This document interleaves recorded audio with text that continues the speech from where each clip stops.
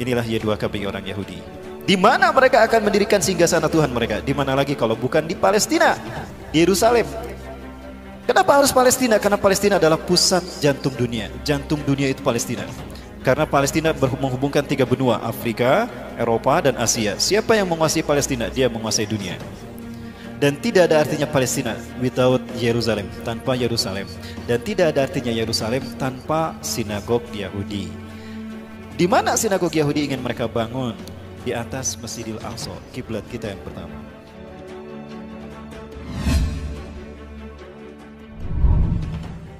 Mereka invisible hand, Zionis Yahudi. Mereka punya agenda besar. Nah, nggak boleh ada yang menghalangi agenda besar ini. Namun agenda besar ini sudah dibuka terang-terangan oleh Donald Trump. Inilah agenda besar, inilah final dari Zionisme internasional. Berdirinya sinagog Yahudi di atas Masjidil Aqsa. Ya, kan itu puncak gerakan Zionis. Zionisme itu adalah kembalinya Zionis Yahudi ke Bukit Zion, kembalinya bangsa Yahudi ke Bukit Zion. Ya. Kenapa harus ke Bukit Zion? Karena the God who's waited, Tuhan yang mereka tunggu-tunggu akan segera turun di Bukit Zion. Karena milenium ketiga ini harusnya singgasana Tuhan berdiri bagi mereka di tanah Syam, Palestina. Tapi sampai sekarang sudah 300 terowongan dibuat, gempa sudah diuji cobakan, kok nggak hancur-hancur tuh Masjidil Aqsa? Mereka tidak tahu kalau Masjidil Aqsa ini dihalangi, dijaga oleh para malaikat. Nah, ini endingnya. Nah, agar dunia tidak konsen ke sana, bikin rame dengan urusan rumah tangga negara masing-masing. Ya, kasus pelecehan Al-Quran lah, penistaan Islam lah, penistaan ulama lah. Sekarang apa lagi? Pembunuhan para ulama. Ya. Saya ingin membahas apa yang dikemukakan oleh Donald Trump. Therefore, I have determined that it is time to officially recognize Jerusalem as the capital of Israel.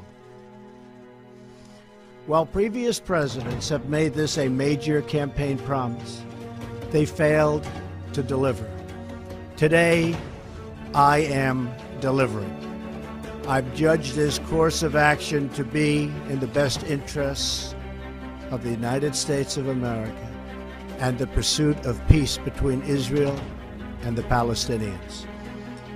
This is a long overdue step to advance the peace process and to work towards a lasting agreement. Israel is a sovereign nation with the right, like every other sovereign nation, to determine its own capital. Acknowledging this is a fact is a necessary condition for achieving peace. Inilah arti dari pernyataan Donald Trump. Hikmah yang bisa kita petik, makna yang dikandung dari tersirat pernyataan Donald Trump tadi. Today I recognize that the Jerusalem is the capital of Israel. Maksudnya memberikan izin kepada Benyamin Netanyahu untuk mewujudkan segera apa yang menjadi cita-citanya. Ya, ini cita-citanya Bapak Ibu. ברכה והברכה, אבל יצא צריך מזיזם, זה ברכה והצלחה, תפלאי ולתושיע. באתי לבקש את זה שלך, בכל העניינים. גם הלאומי. בזמן שישראל לאחרונה נתפסו כמה עניינים. פתחו כמה.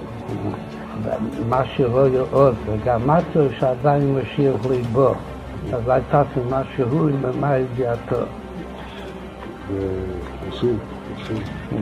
הכנראה שהיא מספיק, כאילו שהיום כבר כמה שעות בגיל עדיין ליבו, אבל יש עוד כמה שעות, אז יש להשתדל גם היום, בבשורות טובות. יש שמחה וטוב ליבו. Sudah banyak kemajuan yang kamu lakukan Benyamin Netanyahu, maka kami pilih lagi jadi Perdana Menteri Israel. Padahal dulu sudah menjadi PM Israel dua periode. Ya, setelah itu diganti oleh Ehud Barak dari Partai Buruh, diganti oleh Ehud Ariel Sharon, lalu diganti oleh Ehud Olmert, kemudian diganti lagi oleh dia.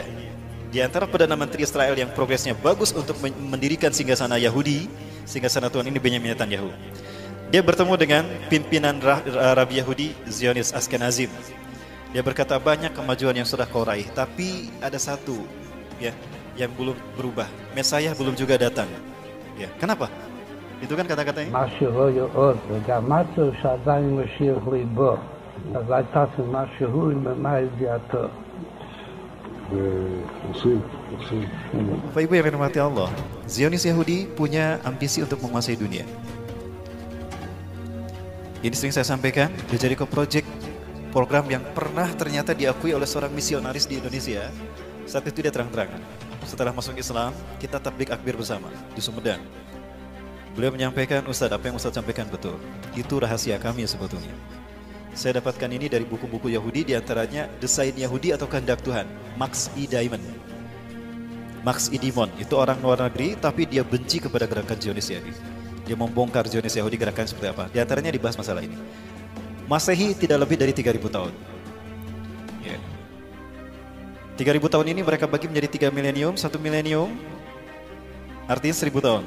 Hari ini kita berada pada milenium ketiga. Milenium ketiga inilah yang disebut dengan Y2K. Y2K kadang orang mengenalnya sebagai era kebangkitan teknologi, globalisasi, dan informasi. Bukan, itu kamuflase. Y2K syarat perbuatan ideologis. Arti Y2K adalah Year of the Jesus Kingdom bagi orang Kristen. Bagi orang Kristen. Jadi 1.000 tahun terakhir sebelum hari kiamat adalah tahun bagi berdirinya kerajaan Yesus Kristus di muka bumi.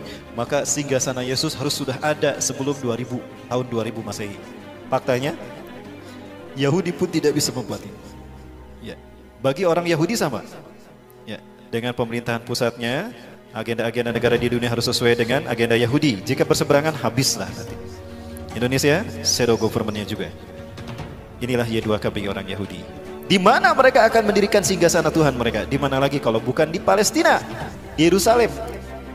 Kenapa harus Palestina? Karena Palestina adalah pusat jantung dunia. Jantung dunia itu Palestina. Karena Palestina menghubungkan 3 benua, Afrika, Eropa, dan Asia. Siapa yang menguasai Palestina? Dia menguasai dunia. Dan tidak ada artinya Palestina without Yerusalem, tanpa Yerusalem. Dan tidak ada artinya Yerusalem tanpa sinagog Yahudi. Di mana sinagog Yahudi ingin mereka bangun? Di atas Masjidil Aqsa, kiblat kita yang pertama. Ingat Bapak sekalian, ini kiblat kita yang pertama. Rasulullah sebelum menghadap ke Mekah, ketika masih berada di Madinah, setelah Isra Mi'raj, Rasulullah SAW menghadap ke sini 16-17 bulan. Setelah turun surat Al-Baqarah 144 menghadap ke Masjidil Haram. Ya, masjid ini menjadi masjid pertama digunakan sholat asar menghadap ke Ka'bah. Tadinya kemana we para sahabat, kaum muslimin yang ada di Palestina sholatnya? Ayo lupa tonggong-tonggong, lupa harup-harup, gitu ya. Ada. Karena kiblatnya, kita mau sholat di situ kemana aja nggak apa-apa. Tapi setelah turunnya surat Al-Baqarah 144 semuanya menghadap ke Ka'bah. Apa yang terjadi? Kalau saya lihat, pernyataan Donald Trump ini artinya memberikan izin kepada Yahudi untuk menghancurkan masjid ini dan mereka ganti dengan sinagog Yahudi. Ini nanti yang akan berdiri, dan ini kesepakatan yang antara Yahudi dengan Amerika bahwa sinagog yang akan dibangun seperti ini. Mereka akan bersambung menyambut Tuhan mereka, Mesias atau Al-Masih, teman-teman sekalian. Kalau ini terjadi dan kita masih hidup, malulah kita di hadapan Allah. Kita mayoritas tidak bisa melindungi kiblat kita yang pertama. Ya, lebih baik kita sudah syahid ketika ini terjadi. Namun apa yang terjadi, teman-teman sekalian? Insya Allah mimpi Yahudi ini tidak akan terjadi. Bapak Ibu yang dirahmati Allah, tahun 1947 PBB memutuskan membagi dua Palestina, 56% bagi Israel, 44% bagi Palestina. Maka Palestina yang tadinya mayoritas dikuasai kaum muslimin berubah menjadi dikuasai Israel. Nah, ini Palestina di tahun 1946, yang warna hijau ini kaum muslimin, yang warna putih ini adalah Israel, Yahudi. Tidak lebih dari 8,5%. Maka 1 tahun setelah PBB menyatakan kalau Palestina dibagi dua untuk Israel dan kaum muslimin, maka warna putih ini Israel. Setiap bulannya 1.000 sampai 5.000 orang Yahudi diungsikan setiap bulan ke Palestina. Terjadilah okupasi, perampasan wilayah. Kaum muslimin yang mempertahankan rumahnya dibantai, disiksa. Habislah para muslimin. Ya, dan hari ini bisa kita lihat Israel menguasai Palestina. Dari 12 provinsi di tanah Palestina, tinggal 1 provinsi yang belum dikuasai mereka, Gaza. Begini nasib Indonesia jika Cina dibiarkan. Ini nasib umat Islam Indonesia jika Cina dibiarkan. Dan sekarang 70% tanah di Indonesia milik Cina. Cuma 30% tanah di Indonesia milik orang Indonesia sendiri, pribumi. Saya ingat kepada hadis Rasulullah SAW, la taqumu sa'atu hatta tuqatila qauman. Kiamat tidak akan terjadi sehingga kalian berperang dengan satu bangsa. Ni'aluhum sya'ar, sendal-sendal mereka terbuat dari bulu. Wala taqumu sa'atu, dan tidak akan terjadi kiamat hatta tuqatilu qauman sigarul ayun, mata mereka sipit. Juluduhum ahmar, kulit mereka merah. Zungfal unuf, beda irungnya. Wa wujuhum kambanjanil mutraqah, wajah mereka bulat seperti tameng yang terpotong. Kira-kira bangsa mana? Merinding Bapak Ibu, kiamat sudah dekat. Allahu Akbar.